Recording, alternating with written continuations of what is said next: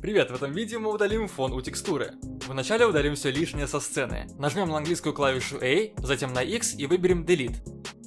Кликаем на Edit, выбираем Preference. Перейдя во вкладку Add-ons, найдем и поставим галочку на аддоне Import Images as Plans. Закроем данное окно. Перед тем, как добавить текстуру на прозрачном фоне, ее необходимо найти и скачать. Переходим на сайт textures.com.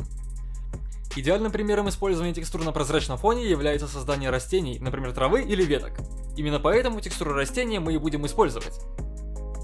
Теперь, чтобы добавить текстуру с прозрачным фоном, кликаем на кнопку Add. Чуть ниже, во вкладке Image, выбираем Image as Plans. В появившемся окне, в папке загрузок, выбираем скачанную текстуру, щелкаем по ней 2 раза или кликаем на синюю кнопку импорта внизу. Появилась плоскость, но чтобы посмотреть на ее текстуру, перейдем в режим отображения материалов.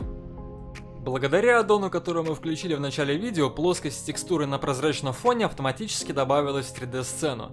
Нам осталось только доработать растение, привести его в более завершенный вид при помощи инструментов вращения, перемещения, масштабирования и копирования.